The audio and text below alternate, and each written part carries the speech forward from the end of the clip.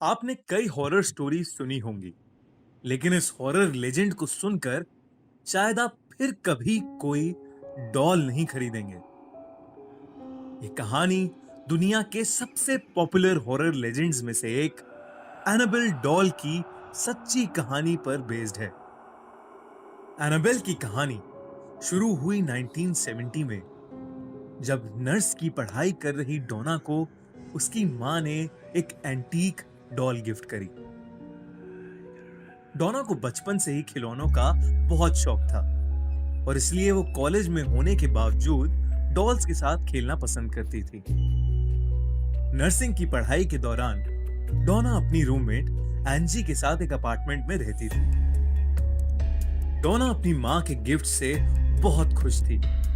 वो कॉलेज से वापस आकर उसी डॉल से बहुत सारी बातें करती और अपने साथ ही बेड पर उसे सुला भी देती। कुछ दिनों बाद एक बार जब वो कॉलेज से वापस आई तो डोना ने देखा कि उसकी डॉल बाहर सोफे पर पड़ी है, लेकिन जहां तक उसे याद था वो डॉल को अपने बेडरूम में अपने बेड पर ही छोड़कर गई थी। जब डोना ने ये बात एंजी को बताई तो एंजी ने कहा कि उसने भी ये नोटिस किया है कि ये डॉल अपने आप एक जगह से दूसरी जगह आ जाती है।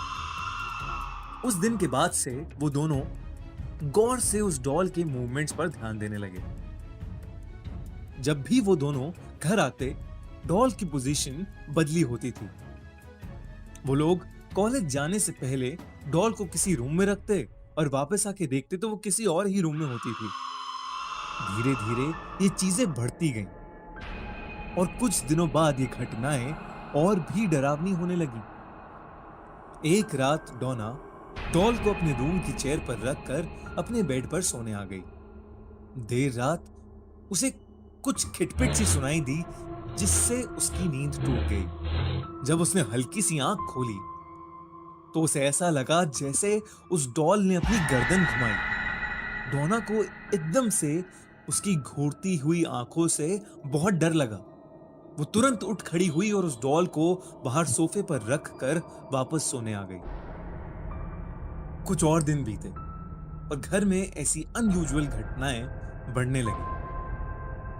एक शाम जब डोना और एंजी कॉलेज से वापस आए तो उन्होंने देखा कि अपार्टमेंट के कॉरिडोर में बहुत सारे पेपर्स पड़े थे, जिस पर किसी बच्चे की हैंडराइटिंग में लिखा था हेल्प मी, और कॉरिडोर के एंड पर डोना की डॉल थी जो एंजी के रूम के दरवाजे से सटी हुई थी। वो दोनों पेपर्स पढ़कर काफी घबरा गए। डोना जब उस डॉल के पास गई तो उसकी आंखें फटी की फटी रह गईं। उस डॉल के चेहरे पर खून लगा हुआ था और उसके बाल खून से लथपथ थे। इस घटना के तुरंत बाद ही उन्होंने चर्च के एक प्रीस्ट को बुला लिया, जिसने बताया कि वो डॉल पोजेस्ड है, यानी उस डॉल के अंदर एक आत्मा है। जब उस प्रीस्ट ने उस आत्मा से बात करी तो उस आत्मा ने बताया कि वो एक 7 साल की बच्ची है जिसका नाम है एनाबेल हिगिंस, और उसकी मौत डोना और एंजी के अपार्टमेंट के नीचे एक रोड एक्सीडेंट में हुई थी। एनाबेल ने यह भी बताया कि वो डोना और एंजी के साथ सेफ फील करती है और वो उनके पास ही रहना चाहती है। डोना और एंजी को एनाबेल की कहानी सुनकर दुख हुआ और इसीलिए उन्होंने उसे अपने साथ रखने का डिसीजन लिया। डोना को लगा कि 7 साल की छोटी बच्ची किसी को क्या चोट पहुंचाएगी, पर डोना को यह नहीं पता था कि उसकी बात जल्द ही गलत साबित होने वाली है। एंजी का एक बॉयफ्रेंड था लू, जो कभी कभी उनके अपार्टमेंट में रहने आता था। जब एंजी ने उसे एनाबेल के बारे में बताया तो लू बहुत घबरा गया। उसने कहा कि उसे वो डॉल शुरू से ही बहुत अजीब लगती है और डोना और एंजी को उस डॉल को अपने साथ नहीं रखना चाहिए, पर वो दोनों नहीं माने। एक रात सोते हुए जब लू की आंख खुली तो लू ने फील किया कि वो अपने शरीर को हिला नहीं पा रहा था। वो घबरा गया और उसे एक छोटी बच्ची की हंसी सुनाई दी। उसने जब नीचे अपने पैरों की तरफ देखा तो उसे एनाबेल डॉल दिखी। जो उसके देखते ही उसकी छाती पर आके बैठ गई और उसका गला घुटना शुरू हो गया। लू इतना डर गया था कि वो बेहोश हो गया। अगले दिन जब उसे होश आया तो उसने देखा कि एनाबेल तो अपने रूम में ही है। उसे समझ नहीं आ रहा था कि रात को जो उसने एक्सपीरियंस किया वो एक भयानक सपना था या असलियत में ऐसा कुछ हुआ था। लू और एंजी अपार्टमेंट में अकेले थे। अचानक डोना के कमरे से उन्हें किसी चीज के बहुत जोर से गिरने की आवाज आई। उन्हें लगा कि उस अपार्टमेंट में शायद कोई चोर घुस आया है। लू जल्दी से डोना के रूम में गया, लेकिन वो रूम तो एकदम खाली था। वहां बस एनाबेल डॉल थी जो फर्श पर पड़ी थी। लू को एक छोटी लड़की की हंसी सुनाई दी। वो वही हंसी थी जो कल रात उसने शायद अपने सपने में सुनी थी। उसे लगा उसके पीछे कोई है, और जब वो पीछे मुड़ा तो वहां कोई नहीं था। अचानक लू के सीने में बहुत तेज दर्द शुरू हुआ, और जब उसने अपनी छाती को छुआ तो वहां से खून बह रहा था। इतने में एंजी वहां आ गई और उसने देखा कि लू की बॉडी पर किसी के आड़े टेढ़े नोचने के निशान हैं। इस हादसे के बाद डोना और एंजी को लगा कि चीजें बहुत बिगड़ रही हैं, और इसीलिए उन्होंने मशहूर पैरानॉर्मल इन्वेस्टिगेटर्स लॉरेन और एड वॉरेन की मदद ली। इन्वेस्टिगेशन के दौरान उन्हें पता चला कि उस डॉल के अंदर कोई 7 साल की बच्ची की आत्मा नहीं, बल्कि एक शैतान है जो बच्ची होने का नाटक कर रहा था, और उसका मकसद प्यार पाना नहीं, बल्कि डोना के शरीर पर कब्जा करना था। वॉरेंस ने उस घर का एग्जॉर्सिज्म किया और डोना और एंजी से वो डॉल लेकर वहां से चले गए। उस दिन के बाद से डोना, एंजी और लू के साथ कभी ऐसा कोई हादसा नहीं घटा। एड और लोरेन वॉरेन के ऑकल्ट म्यूजियम में रखी एनाबेल डॉल की पूरी कहानी दिल दहला देने वाली कई सच्ची कहानियों में से एक है। एड और लॉरेन ने जब एक नर्सिंग स्टूडेंट डोना के अपार्टमेंट में एनाबेल डॉल को पहली बार देखा तो उन्हें उस डॉल के आसपास एक अजीब शक्ति महसूस हुई। उस डॉल से परेशान हुए डोना, एंजी और लू ने अपने साथ हुई सारी घटनाओं के बारे में उन्हें बताया। सब कुछ जानने के बाद एड और लोरेन ने उस डॉल को पूरी तरह से इन्वेस्टिगेट करना शुरू किया। उन्हें पता चला कि उस डॉल के अंदर एक शैतान है जो 7 साल की बच्ची एनाबेल हिगिंस की आत्मा होने का नाटक कर रहा था, और उसका मकसद एक ह्यूमन बॉडी पर कब्जा करना था। एनाबेल की वजह से किसी और को कोई परेशानी ना हो, इसलिए वो उस डॉल को अपने साथ लेकर घर के लिए निकल गए। एड ने उस डॉल को कार की बैक सीट पर रखा था। घर के रास्ते में उन दोनों को एक अजीब सी बेचैनी महसूस हो रही थी। कभी कार की स्टीयरिंग तो कभी ब्रेक्स काम करना बंद कर देते। इतना ही नहीं, एक जगह पहुंचकर उनकी कार बुरी तरह डिसबैलेंस होने लगी। उन दोनों को यकीन था कि ये सब एनाबेल की वजह से ही हो रहा है। तभी एड ने कार रोककर एनाबेल पर होली वाटर छिड़का, जिसके बाद कार ठीक से चलने लगी और वो दोनों सेफली घर भी पहुंच गए।